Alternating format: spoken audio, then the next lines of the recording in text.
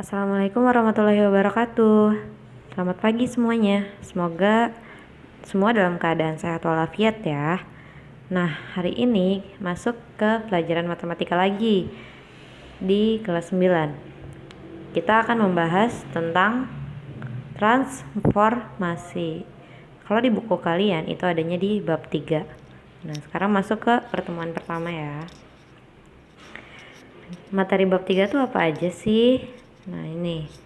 Nah, kita akan membahas tentang transformasi geometri. Nah, di dalam transformasi geometri itu ada apa aja? Yang pertama, itu ada refleksi atau pencerminan. Yang kedua, itu ada translasi atau pergeseran. Yang ketiga, itu ada rotasi atau perputaran.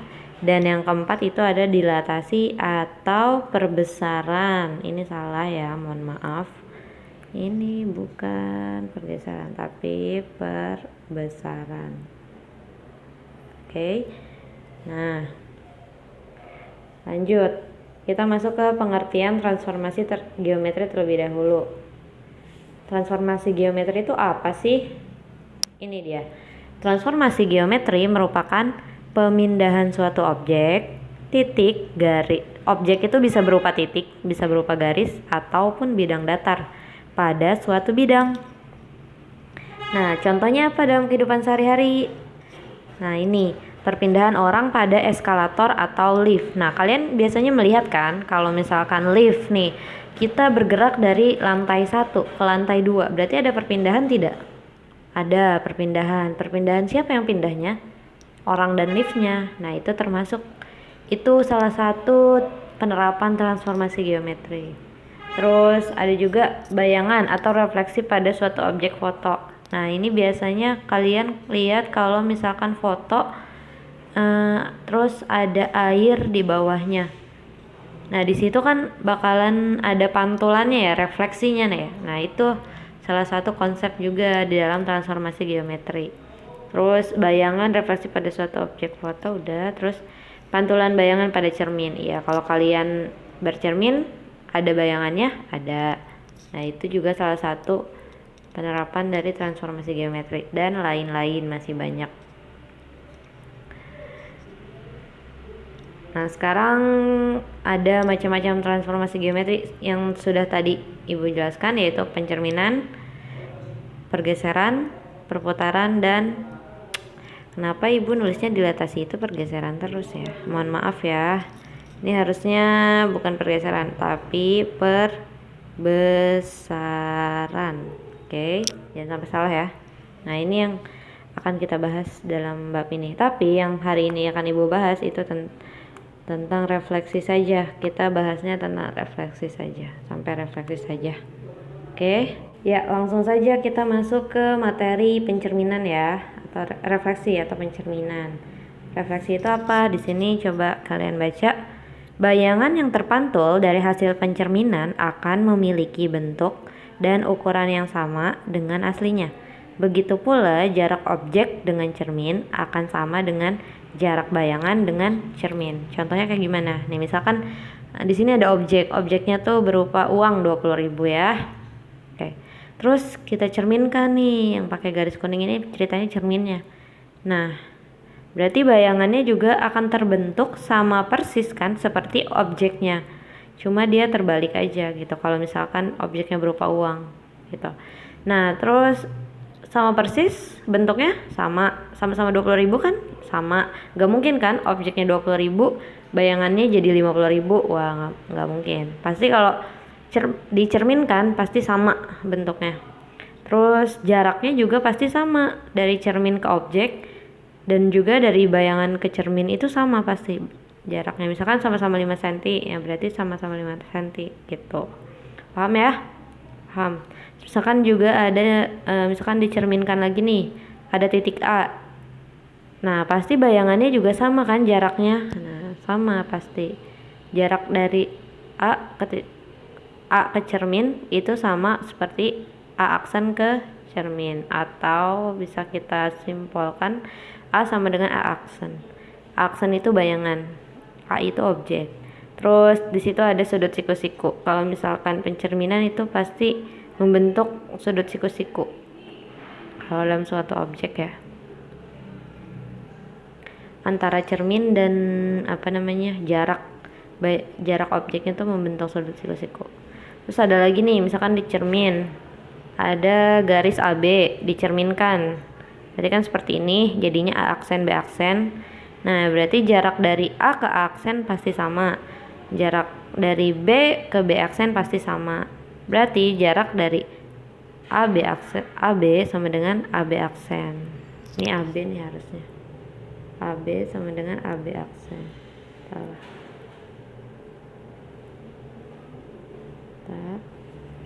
AB sama dengan AB aksen.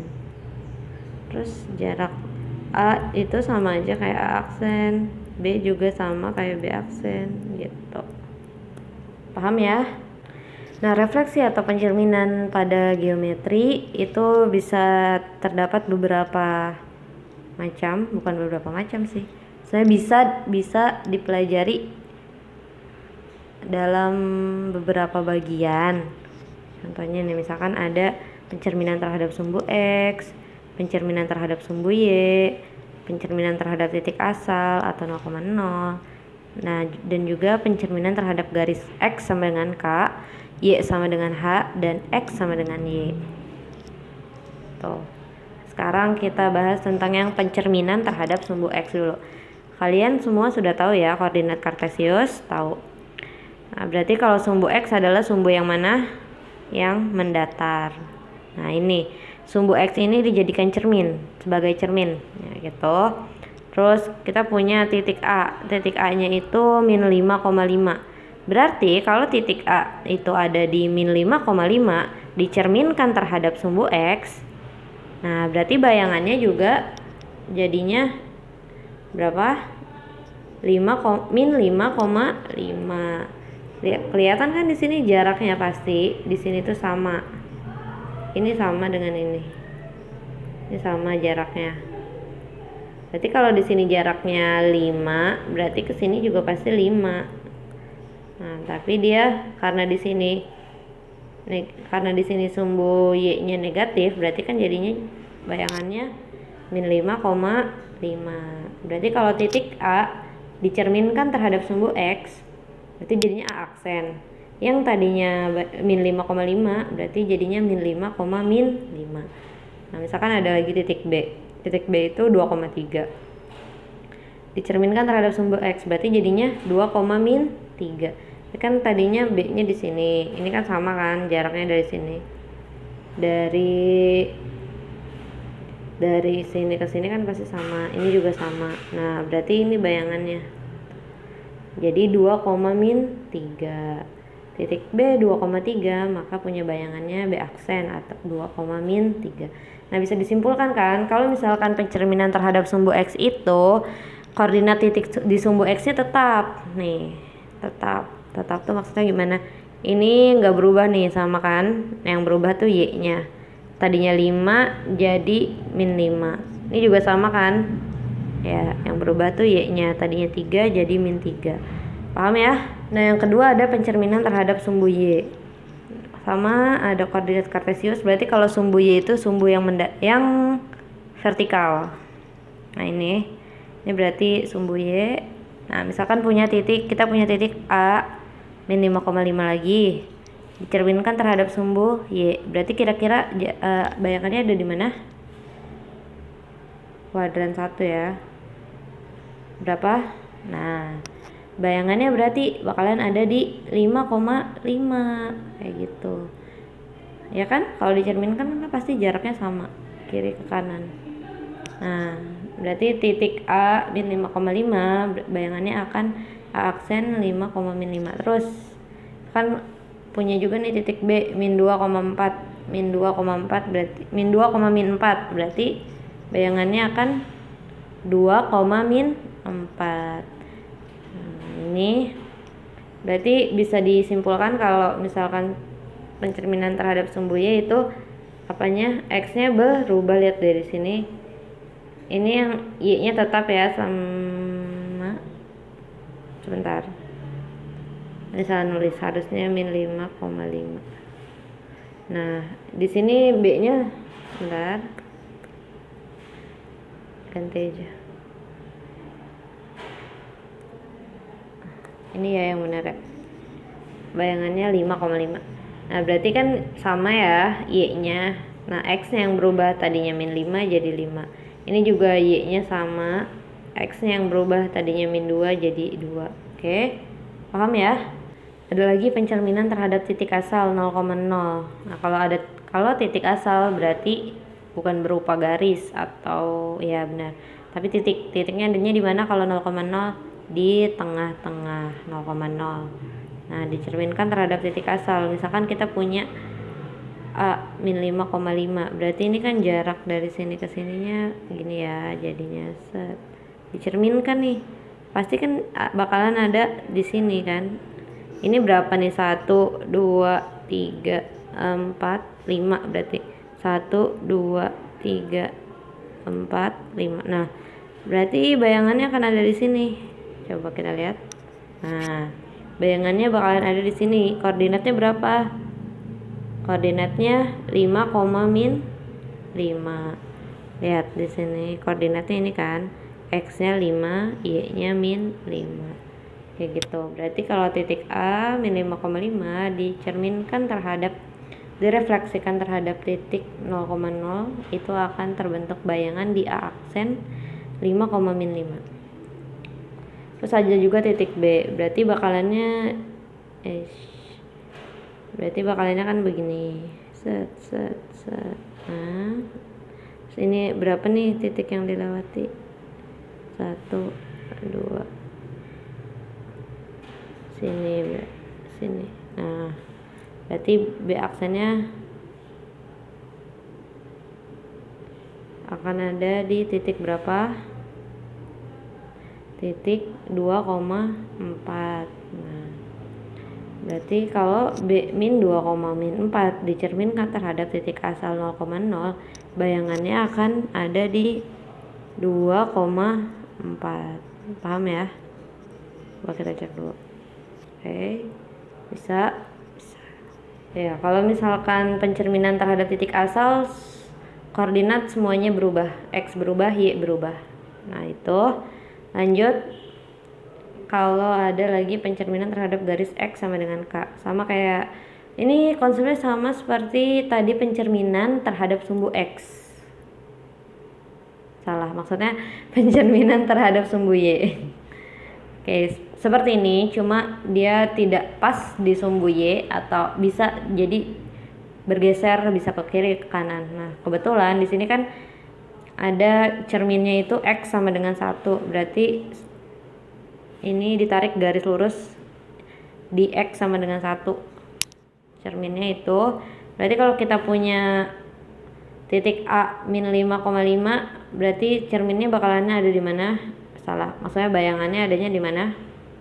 Nah, di 7,5. Gimana caranya nih? Misalkan berarti kita hitung nih dari cermin ke titiknya tuh ada berapa? 1, 2, 3, 4, 5, 6. Nah, berarti bayangannya juga bakalannya 6.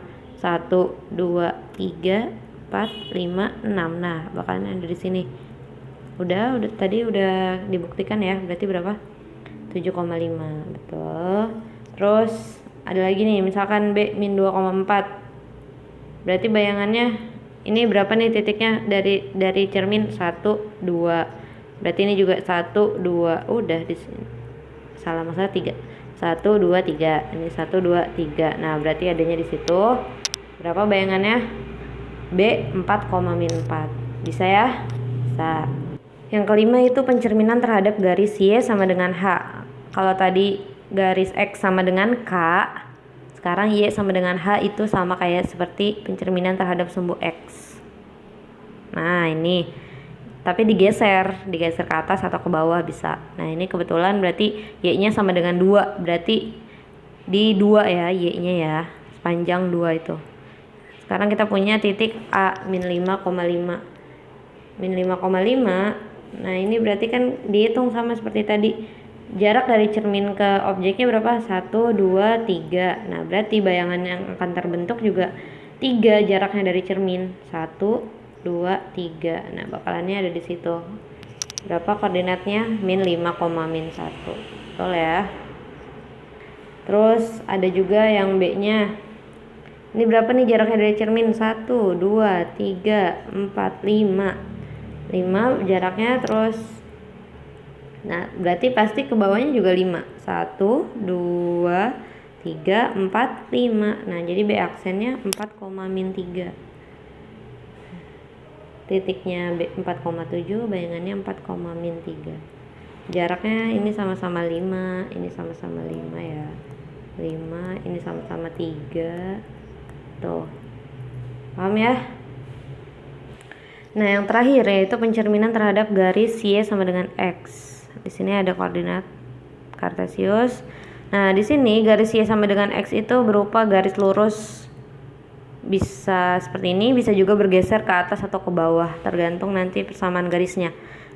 Cara membuat persamaan garis kalian sudah belajar ya di kelas 8 kemarin. Nah, sekarang di sini ada titik A-nya min 1,5. Dicerminkan terhadap garis Y sama dengan X. Berarti berapa nih? Nah, jarak dari garis ke titiknya berapa? Berarti ini ya 1, 2, cuma 2. Berarti ini juga sama 2, 1, 2. Nah, seperti itu. Berarti kira-kira di mana bayangannya? Ini di min 1,5. Tadinya titik A-nya min 1,5, min 5. Ini harusnya min 5. Min 1, min 5. Salah, harusnya titik A-nya bukan min 1,5, min 5. Terbalik. Ini harusnya titik A-nya itu A min 5, min 1. Nah, bayangannya A aksennya itu min 1, min 5. Berarti ini salah. A-nya itu min 5, min 1. Berarti bayangannya min 1, min 5. Terus ada juga titik B 0,6 dicerminkan terhadap Y sama dengan X. Berarti jadinya 6,0. Benar ya? Coba kita buktikan. Di sini jaraknya berapa? 1, 2, 3. Benar. 1, 2, 3. Benar. Berarti benar. Tadinya B-nya 0,6, berarti X-nya 0, Y-nya 6. Dan B aksennya 6,0. Benar ya. Sudah. Berarti sampai sini. Kalau misalkan ada materi yang masih belum kalian pahami, silahkan langsung tanya ke ibu ya via chat WA, boleh. Dan juga jangan lupa sebutkan nama dan kelas. Nah, sudah selesai materi hari ini. Nanti ada latihan soalnya, ibu share, dipijar, silahkan dicek. Kurang lebihnya ibu mohon maaf. Terima kasih sudah menyimak videonya. Dan semoga kalian paham. Wassalamualaikum warahmatullahi wabarakatuh.